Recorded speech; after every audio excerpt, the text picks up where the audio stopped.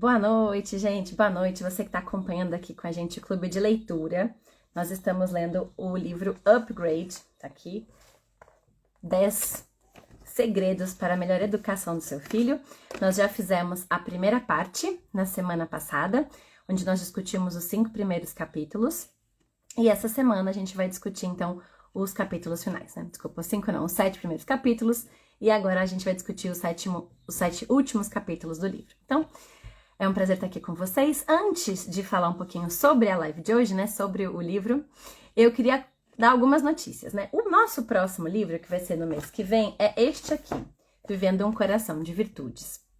Ele é um livro muito interessante, porque ele vai falar sobre imaginário, vai falar sobre a importância das histórias na educação, e ele vai explicar um pouco mais dos princípios e das virtudes que são ensinados em clássicos comuns da literatura, como, por exemplo, A Pequena Sereia, Pinóquio e tudo mais. Então, ele primeiro faz uma abordagem geral, né, sobre essas questões, e depois ele vai, capítulo a capítulo, explicar como aplicar esses contos.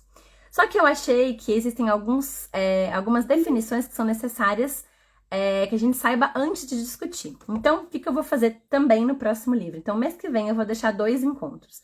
O primeiro encontro vai ser para definir essas questões. Definir o que é imaginário, o que são esses contos de fada, o que são histórias clássicas, o que são livros clássicos. Então, trazer um pouco desses conceitos, explicar a importância deles, né? Por que é importante a imaginação, por que é importante a memória, enfim, a relação entre eles. E aí, esse vai ser o nosso primeiro encontro. No segundo encontro, a gente vai falar um pouco mais sobre a aplicação do livro e teremos uma convidada muito especial, a Paula Romero, que é a escritora dessa série aqui. Se vocês não conhecem ainda, você deve conhecer a série do Túlio. E ela também é editora, né? Responsável pela editora Gadel. Então, ela vai estar aqui comigo, nós vamos fazer essa live juntas da segunda parte. Vamos discutir um pouquinho mais sobre essas questões das histórias. Então, esse é o planejamento para o mês que vem. Vamos falar sobre Vivendo um Coração de Virtudes. Mas agora, vamos então ao que interessa, né? Vamos ao upgrade. Então, fazendo um breve resumo do que nós falamos semana passada. Semana passada nós discutimos os 5 primeiros capítulos que nos deram os 5 primeiros segredos, as 5 primeiras ferramentas. E elas eram que o primeiro segredo era a preeminência do caráter, ou seja, antes de pensar em conteúdo, antes de pensar em formação, a gente deve pensar na formação do caráter dessa criança, isso é mais importante do que enchê-lo de informações. Depois nós falamos sobre a instrução de qualidade 1 a 1, que muitas vezes essa instrução ela é necessária. Quanto mais básico for esse assunto, mais, primordial for esse assunto, ou quanto maior a dificuldade a criança tiver, mais importante é que ela tenha uma instrução 1 a 1, e falamos um pouquinho como os pais podem fazer isso quando a criança está na escola. Falamos depois do terceiro segredo, que seria o princípio da proteção, e falamos que muitas vezes, principalmente quando são crianças pequenas, é importante protegê-las de algumas coisas, prepará-las, instruí-las, na verdade, antes que elas tenham contato com outras questões. Depois nós falamos sobre o princípio da individualidade, até deixei aqui um videozinho do meu filho para exemplificar esse princípio, que a gente não pode entender crianças como sendo iguais, a gente não pode ter metas iguais para todas as crianças, é preciso conhecer as potencialidades, os pontos fortes e fracos de cada criança para poder trabalhar com cada uma delas, né? E aí, o capítulo 7, que foi o último capítulo, nós falamos sobre o segredo e o princípio do enraizamento dos relacionamentos. Então, a importância de criar relacionamentos profundos e significativos entre esse aluno e esse tutor. Então, esses foram os 5 primeiros segredos que nós conversamos na semana passada. E hoje, então, nós vamos aos próximos 5, né? E eu quero começar no capítulo 8. O 6º segredo, testado pelo tempo para uma educação bem-sucedida, é o princípio de fazer bem, o básico. Gente, e essa é uma verdade tão difícil de ser colocada em prática, porque hoje nós temos, assim, a tendência de querer que os nossos filhos façam muitas coisas, né? Então, eles estudam, eles vão para os esportes, eles vão para a música, eles vão para a robótica, eles vão fazer 1 milhão de coisas. E muitas vezes, nesse caminho de fazer muitas coisas, a gente deixa de focar no básico, e muitas vezes o básico, que é primordial, acaba ficando em segundo plano e acaba ficando deficiente. Então, o livro fala que antes da gente expandir para as outras áreas, elas são sim importantes e são necessárias, a gente deve garantir que o básico foi bem feito. E aí ele diz o seguinte, então, mas aí você pode me perguntar, o que é o básico? E ele vai dizer o seguinte, o caráter é o básico, né? Então ele vai voltar no primeiro segredo, o caráter é o básico. A educação, ela deve trabalhar o coração dessa criança, deve ensiná-la a amar a Deus, deve ensiná-la a amar o próximo, deve trabalhar as questões de caráter. Mas também deve cultivar a mente dessa criança. Então, além de focar no caráter, nós sim devemos focar na mente, mas nós devemos focar na mente tendo clareza do que é mais importante focar nessa mente. De todos os conhecimentos, se eu tivesse que focar apenas em um, né? Qual seria a base do cultivo da mente dessa criança? E ele diz que a educação deve ensinar a criança a pensar, ler, escrever e falar. Então, se a gente não tivesse tempo para fazer mais nada nessa vida, a gente deveria ensinar essa criança a pensar, a ler, escrever e falar, porque comunicar é o fundamento da educação. Não existe educação sem uma boa comunicação. Essa criança precisa aprender esses conhecimentos, mas ela precisa aprender a se comunicar primeiro. E aí ele vai dizer, então, o peso que a linguagem tem na formação da criança. Por isso que o nosso próximo livro vai falar muito sobre linguagem, sobre história, sobre memória, sobre, enfim, imaginário. Porque a linguagem, ela é primordial. Primeiro, essa criança precisa aprender a falar, a se comunicar, né? Esse é o primeiro ponto. Uma criança que tem dificuldades, atrasos na linguagem, ela vai ter, sim, grandes dificuldades para desenvolver as suas outras habilidades, né? Depois, a gente vai ter que ensinar essa criança a ler. E a escrita, ela não é uma ideia nossa. A escrita, ela foi uma ideia inspirada por Deus. Deus escolheu a trazer a revelação ao homem através da palavra escrita, da palavra impressa. Isso deveria acender pra gente ali uma luzinha de que a escrita é muito importante. Essa criança saber ler e interpretar bem textos é primordial para que ela acesse, inclusive, a revelação dada por Deus. Não é à toa que Deus escolheu transmitir as suas verdades na forma impressa. Deus podia ter escolhido qualquer outra forma, né? Deus teria poder de fazer de qualquer outra forma, mas Deus escolheu transmitir isso na forma escrita. E nós devemos entender a importância que a escrita tem. Então, se a gente não tivesse como desenvolver mais nada dessa criança, a gente deveria desenvolver o seu caráter e a sua habilidade de comunicação, de leitura e de escrita. E só isso, gente, já se rende anos e anos de treino, anos e anos de investimento. E isso é muito mais importante do que a gente correr atrás de uma série de 1 milhão de outras atividades que vão ficar secundárias e que muitas vezes vão prejudicar o desenvolvimento dessa atividade que é primordial. Então, se o seu filho, por exemplo, você é uma mãe que infelizmente não tem como, seu menino precisa ficar na escola o período integral e você tem com ele apenas poucas horas. Então, foque nessas poucas horas em desenvolver o caráter do seu filho e foque em desenvolver a fala, a linguagem, a escrita e a leitura. Isso é primordial para que ele desenvolva qualquer outra habilidade. Outras habilidades ele pode desenvolver sozinho depois. Ele pode fazer cursos, ele pode buscar, mas essas ele precisa da sua ajuda. Elas são primordiais. Então é isso que vai falar o capítulo 8. Fazer bem o básico e entenda como básico o caráter e a comunicação.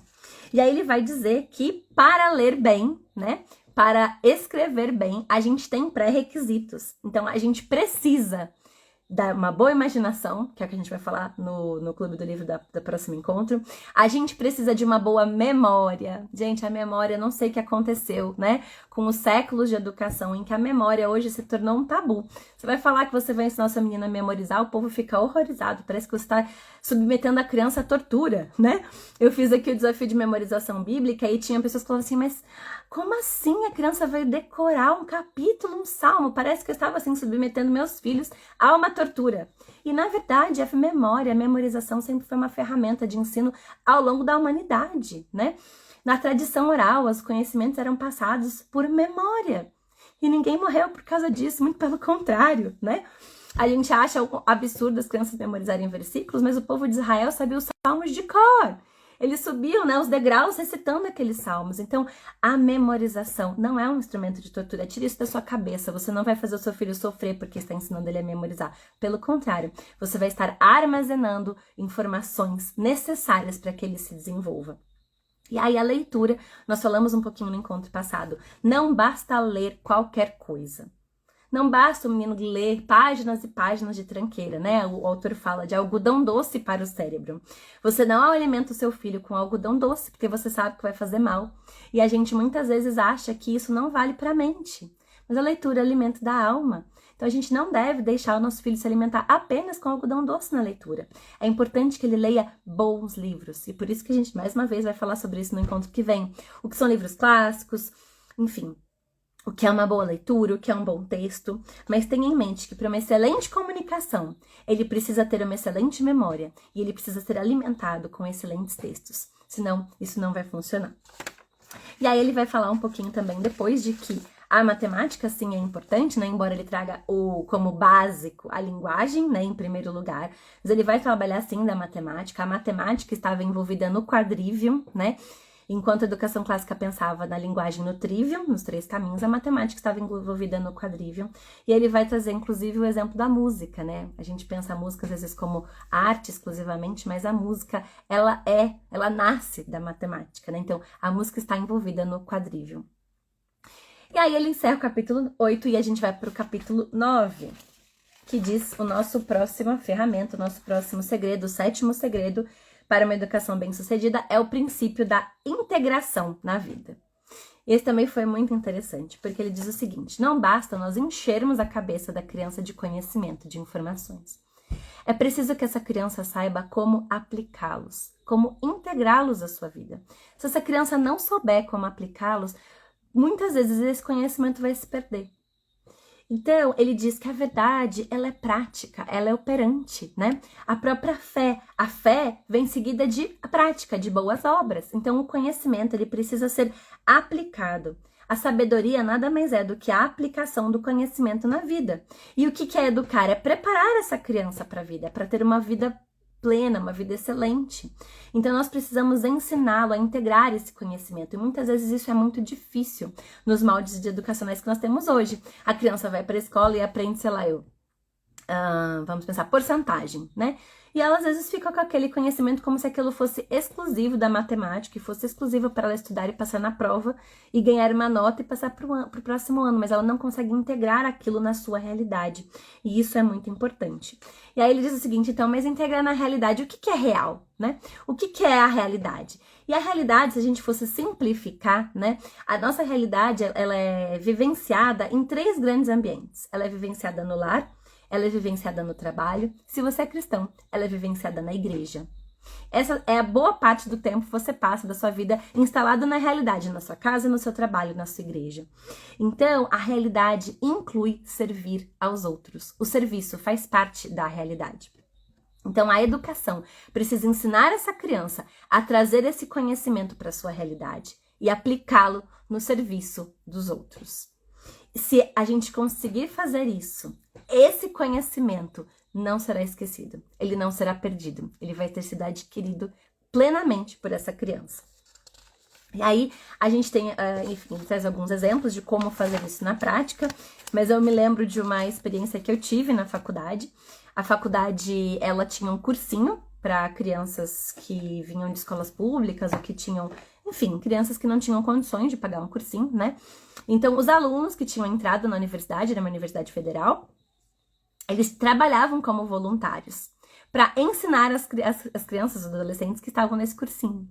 E essa é uma forma de serviço, de servir a comunidade. Aquelas pessoas que estavam lá aprendendo, estavam integrando na realidade esse conhecimento, ensinando o outro que precisava daquele conhecimento.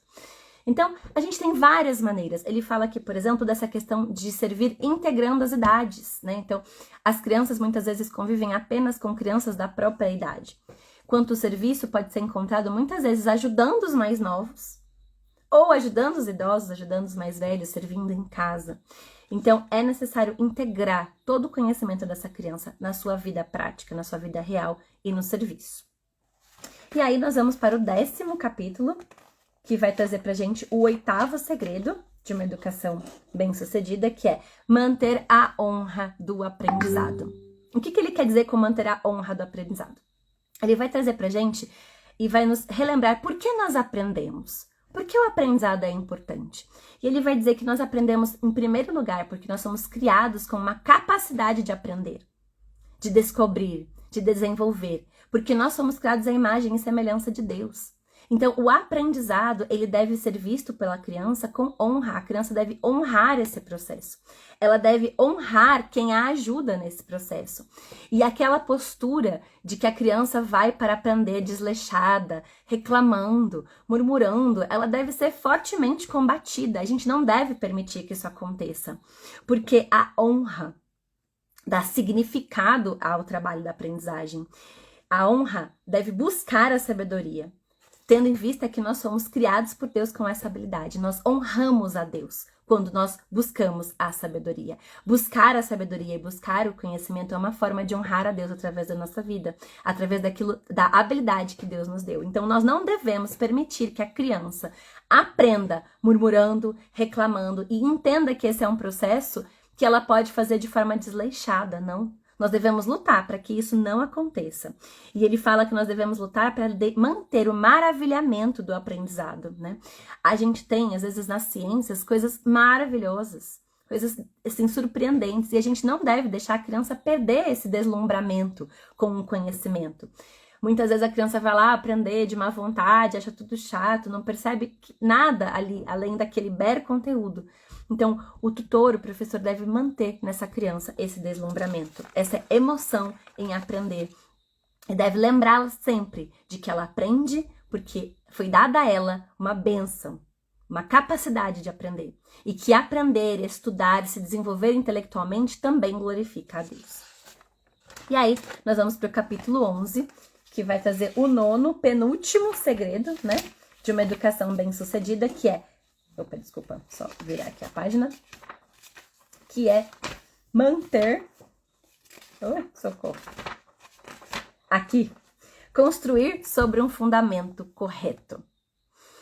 E aí ele vai retomar. Vejam que ele, embora ele separe em 10 passos, ele vai retomando os passos anteriores, né? Então, assim, nenhuma educação é neutra. Nenhuma educação é desvinculada da sua cosmovisão. Isso é uma mentira. Não existe educação neutra. Porque nós educamos para um objetivo. E esse objetivo tem tudo a ver com a forma que a gente enxerga esse mundo. Então, antes de mais nada, a gente não pode perder a nossa visão. Porque educar é comunicar ideias. E é preciso que essas ideias sejam firmadas num bom alicerce. Que elas sejam construídas num fundamento correto. Então, muitas vezes nós estaremos numa linha de frente de uma batalha ideológica, tentando construir um fundamento num alicerce certo num mundo que tem uma cosmovisão diferente da nossa. E aí ele diz que as ideias que o nosso filho aprende, elas dão frutos. Ideias dão frutos. Geralmente o fruto de uma ideia é uma ação. Primeiro nós pensamos, idealizamos aquilo e depois fazemos. Então, as ideias que são plantadas na mente e no coração das crianças nós devemos cuidar de que tipo de ideias são plantadas nesse coração. E aí ele fala que se nós somos cristãos, a gente deve tomar cuidado para não manter essa criança 30 horas da semana sendo educado de forma humanista, ou seja, onde o homem é o centro, onde o homem, tudo é focado neste homem. E hoje em dia, tudo é focado nos sentimentos deste homem, né? E a gente deixa essa criança viver 30 horas, né? Nessa realidade, enquanto a gente fornece para ela apenas 2 horas no domingo de uma formação cristã. Então, a gente está plantando no coração dessa criança 30 horas de ideias que são contrárias à nossa cosmovisão. Então, é preciso cuidar do alicerce onde essa semente é jogada. E a gente deve cuidar ter grande cuidado com cosmovisões que são contraditórias, principalmente se a criança é muito pequena. Quanto menor essa criança, mais dificuldade ela tem em balancear, em entender as diferenças dessas cosmovisões, e isso vai confundir a criança. Então, a gente deve sempre relembrar que o temor do Senhor é o princípio da sabedoria. Temer a Deus é o primeiro ponto, é o básico necessário para adquirir sabedoria. Sem isso, você não adquire sabedoria. Então, temer a Deus é o princípio da sabedoria. E temer a Deus, ele dá o fruto de amar a Deus. Primeiro a gente teme, para depois a gente amar. E aí, ele vai trazer uma coisa bastante interessante, que a gente acha muitas vezes que a ciência ela está desvinculada da fé.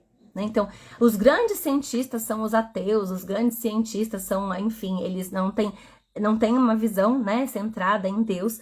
E ele fala que isso é uma mentira, né? Isso é uma falácia. E ele vai mencionar nesse capítulo vários pesquisadores e cientistas cristãos que descobriram coisas importantíssimas. Ele vai mencionar Newton, Pasteur, Pascal, cientistas que descobriram coisas que nós utilizamos até hoje, coisas prioritárias, e que, enquanto descreviam a sua descoberta, davam glórias a Deus. Então, não há necessidade de desvincular a busca do conhecimento científico da sua fé. Pelo contrário, ele traz que os cientistas mais bem-sucedidos foram aqueles que temiam a Deus e que entendiam que a busca do conhecimento era uma forma de honrar a Deus.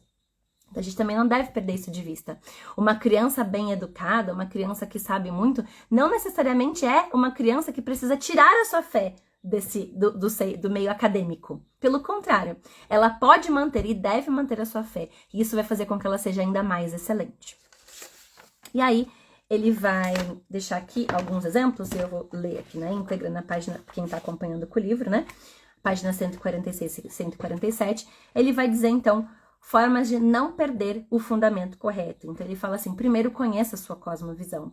Às vezes, você mesmo sendo cristão pode estar perdido na sua cosmovisão. Conheça a sua cosmovisão. Ensine para as suas crianças a palavra de Deus. Ensine os clássicos primeiro. Então, ele vai trazer. Se você tiver pouco tempo, não perca tempo ensinando coisas que não têm valor. Ensine primeiro as questões relacionadas a Deus e ensine depois os clássicos. Eles foram testados e provados pelo tempo. Pense na integração da realidade, no serviço, em como essa criança pode servir. E aí empregue os princípios de proteção e progressão sábia que nós vamos abordar agora no próximo capítulo, né?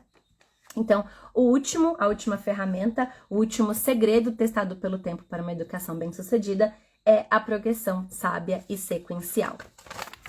E o que é isso, né?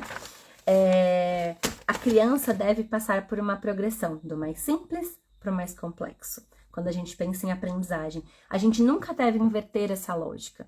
A criança deve aprender o que é mais simples, o que é mais básico e progredindo gradativamente. Então, primeiro ela tem um conhecimento pontual ali. Às vezes ela não consegue nem efetuar relações entre o conhecimento que ela adquiriu, principalmente quando ela é bem pequenininha. Então, primeiro ela adquire o conhecimento, depois ela vai adquirir o entendimento. Ela vai conseguir fazer relações de causa e efeito, o que veio primeiro, o que veio depois. E no final, ela vai conseguir adquirir a sabedoria, que é aplicar tudo isso na prática. Então, primeiro ela aprende, depois ela conecta e, por último, ela aplica. A gente não deve inverter essa lógica. Não é possível aplicar sem antes ter o básico daquele conhecimento. Não é possível conectar se você também não recebeu o básico. Você vai conectar o quê? E muitas vezes a gente faz isso. A gente vê aí adolescentes que têm que escrever dissertações sobre um assunto que ele não domina. E ele vai falar o quê? Ele vai opinar o quê se ele não sabe o básico daquele assunto? Então, a gente está invertendo a lógica. É preciso primeiro que ele aprenda aquele assunto, que ele aprenda a conectar aquele conhecimento, para depois ele escrever uma dissertação sobre isso. E não o contrário. Senão ele escreve com base naquilo que ele acha e ele não está aprendendo nada. E aí ele traz uma questão muito interessante, né? Porque ele diz o seguinte, que em 1643, para um estudante ingressar em Harvard, ele tinha que fazer uma prova, né? E as habilidades que ele deveria, enfim, desempenhar naquela prova incluíam falar e fazer o verdadeiro latim em verso e prosa, declinar perfeitamente os paradigmas dos substantivos e verbos na língua grega. A maioria dos estudantes entrava em Harvard naquela época com 16 anos, se graduava com 18 ou 19. Os estudos do primeiro ano incluíam lógica, grego, hebraico e retórica. O segundo ano incluía ética, política, grego, hebraico e retórica. E o terceiro e último ano incluíam aritmética, geometria, astronomia, história, grego e retórica. E isso era o básico para ele poder aprender e ingressar na universidade. Aos 16 anos, eles dominavam tudo isso. Hoje, se a gente falar que uma criança vai aprender latim e grego com 13, 14 anos, é chocante, né? É uma coisa assim absurda na nossa realidade. Entretanto, para eles era uma coisa normal, não era uma coisa absurda. Eles eram capazes perfeitamente de desempenhar essa prova e ingressar. Por quê? Eles seguiam esses princípios. Primeiro, aprendiam o básico, o conhecimento. Depois evoluíam para o entendimento. Depois eles alcançavam a sabedoria. Primeiro eles aprendiam, depois eles conectavam e depois eles aplicavam. Toda vez que a gente tenta inverter isso, os resultados são catastróficos, como a gente vê hoje em dia. A gente vê estudantes escrevendo sobre coisas que eles não sabem. E isso nunca vai fazê-los aprender. Então, essa é a última ferramenta, a progressão sábia e sequencial. E aí, ele vai encerrar o livro, né? Tem 2 capítulos aí de conclusão. O primeiro é uma visão para a sua família. Então, nós aprendemos tudo isso. Nós aprendemos 10 ferramentas. Nós aprendemos ferramentas que foram testadas pelo tempo para ter uma educação excelente. Mas antes de aplicar essas ferramentas, a gente deve sempre calibrar a nossa visão.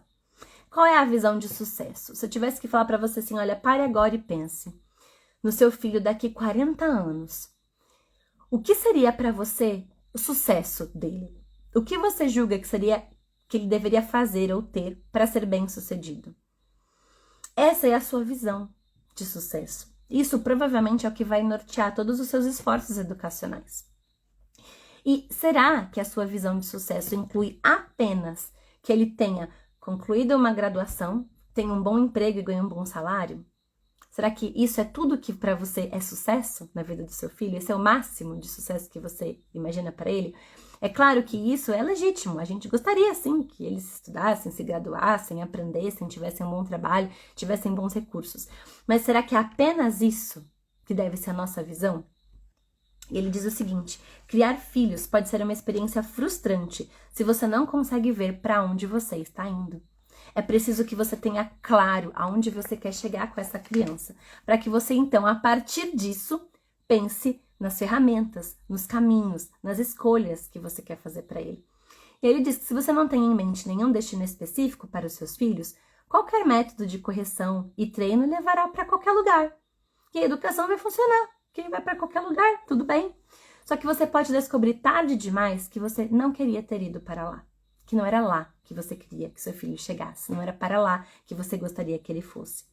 Então, a nossa motivação de mudança, né, na forma de educar os nossos filhos deve partir primeiro do nosso objetivo educacional para eles. Aonde eu quero que ele chegue? Será que eu quero que ele seja apenas bem-sucedido profissionalmente? Isso é tudo? Será que eu tenho objetivos espirituais para esse filho? Eu tenho objetivos de caráter para esse filho? Eu tenho objetivos de serviço para esse filho? Ou eu tenho apenas objetivos profissionais e de sucesso profissional, né? E ele fala que se você não sabe qual deveria ser o padrão ideal, ele diz que a Bíblia tem um padrão ideal. O livro de Provérbios vai ter um padrão ideal o tempo todo de um pai ensinando o seu filho aonde ele quer que esse filho chegue. Essa é a visão de Deus de educação e a gente deve voltar para ela. O que é a visão de vitória? Na perspectiva de Deus e na perspectiva do mundo. Então, ele fala, né? O autor diz que eu quero que os meus filhos sejam vencedores por Cristo. Esse é o objetivo do autor. E aí eu deixo a pergunta, qual é o seu objetivo na educação do seu filho? E aí ele fala, então, o nosso primeiro passo deve ser assumir a responsabilidade. A educação dessa criança é responsabilidade dos pais. Ainda que você precise delegar para alguém partes desse processo, ainda que você precise delegar para a escola, para professores ou para tutores, a responsabilidade do trabalho desenvolvido por eles é sua. Então, assuma a responsabilidade. Segundo, molde a sua visão. Qual é a sua visão de sucesso? Qual é a sua visão de ponto final, onde você quer que essa criança chegue? E terceiro passo, escolha os 5 ou 10 objetivos iniciais para você chegar lá, né? Faça o básico bem feito. Qual é o básico para você? E aí, ele vai ter mais 2 passos. Comunique essas expectativas a seu filho. Né? Estamos caminhando para lá. É para lá que nós vamos. E é por isso que nós vamos fazer isso e aquilo. Comunique essas expectativas e planeje cada ano sucessivamente. Um planejamento educacional para a vida não pode ser feito hoje com a criança com 4 anos e nunca mais a gente volta para lá. Não, o planejamento ele muda. A gente observa, quando a gente fala no caráter, a gente observa falhas, dificuldades, pontos que precisam ser revistos, estratégias que precisam ser revistas. Então, planeje e replaneje sempre que necessário. E aí, ele vai fechar o último capítulo dizendo que a gente não deve comprometer uma educação de qualidade, adotando alguns princípios enquanto a gente ignora outros. Né? Então, a gente pode pensar numa educação de qualidade tentando ser excelente apenas em um ponto. Por exemplo, excelente apenas na linguagem e esquecer do caráter. Ou ser excelente apenas no caráter e esquecer da linguagem. Então, a gente deve ter essa visão. Por isso a importância de avaliação e reavaliação. E aí, ele finaliza o livro. Né? Então, esse é um breve resumo, né? Eu tentei ressaltar aqui os principais pontos, né? Para quem chegou depois, nós estamos aqui discutindo Upgrade e os 10 segredos. E aí eu vou então só recapitular para quem não acompanhou todos. Então, primeiro segredo, a preeminência do caráter. Foque no caráter primeiro. Segundo, a instrução de qualidade 1 a 1. Ela é necessária. E se ninguém puder fazer para o seu filho, você é a pessoa que deve fazer. Terceiro, o princípio da proteção. Proteja de visões que podem confundi-lo. Quanto menor ele for, maior a proteção, né? Maior a necessidade de proteção. O quarto, individualidades. Conheça os pontos fortes e fracos do seu filho. Se você não conhecer, a chance de alguém no mundo conhecer é muito pequena. Você é a pessoa que deve identificar os pontos fortes que devem ser desafiados e os pontos fracos que precisam ser reforçados. Quinto segredo, enraize os relacionamentos. É importante a relação entre o aprendiz e o seu tutor. Ela precisa de relacionamentos significativos. Não permita que todos os tutores que ensinam os seus filhos sejam relacionamentos superficiais e sem importância. Oitavo, faça bem básico. Né? Foque no caráter, na comunicação, na linguagem, na leitura e na escrita, na matemática. E depois disso, pense no resto, mas foque no básico. O sétimo segredo, a integração da vida. Não adianta aprender um monte de coisa sem saber aplicar. Nada tem aplicação, é um conhecimento que vai ser perdido. Aplique e lembre-se de que a vida ela é vivida. Grande parte dela em casa, no trabalho, na igreja. Então ensine o seu filho a servir. Ele aprende também para servir aos próximos, né, aos outros. Décimo, mantenha a honra no aprendizado. Não permita uma postura desleixada em relação à aprendizagem. Nós aprendemos porque Deus nos permitiu, porque Deus nos deu essa capacidade e desenvolver isso honra a Deus. Nono segredo, construa sobre um fundamento correto. Não pense que a educação é neutra, ela parte de uma cosmovisão, de uma visão de mundo. E será que a visão de mundo que está sendo a base, o alicerce da educação do seu filho, é a mesma visão de mundo que você tem ou que você gostaria que ele tivesse? Décimo, a progressão sábia. Não passe por um passo à frente antes de que ele saiba o básico, né? Então, faça essa evolução sábia e sequencial. E aí, no final, mantenha a visão para a sua família. Qual é a visão correta? O que significa ser bem-sucedido? O que significa ter sucesso no seu filho? Não perca o foco da sua visão.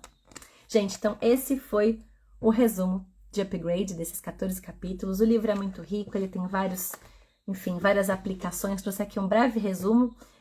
Espero que vocês tenham se sentido encorajados a ler. Queria então, antes de fechar aqui, ver quem tá aqui ao vivo, se tiver alguma dúvida, quiser perguntar alguma coisa, quiser comentar alguma coisa, fique à vontade. Enquanto as pessoas vão aí escrevendo ou não. Aproveito para dizer que o nosso próximo livro será este, Cultivando um Coração de Virtudes. E eu também vou fazer em 2 momentos. O primeiro momento eu vou trazer a base do que é o imaginário, do que é a memória, qual a importância deles, qual a importância dos contos clássicos, o que são contos clássicos, o que são contos de fadas, enfim, a gente vai falar um pouquinho sobre isso no primeiro encontro, porque no segundo encontro a gente vai falar um pouco sobre a aplicação disso em contos clássicos que o livro traz, como Pinóquio, Pequena Sereia, entre outros, e vou fazer isso junto com a Paula, querida Paula Romero, autora aqui dos livros do Túlio, responsável pela editora Gadel. Então, fiquem aí, eu vou disponibilizar as datas dos próximos encontros. Que Deus abençoe vocês. Muito obrigada.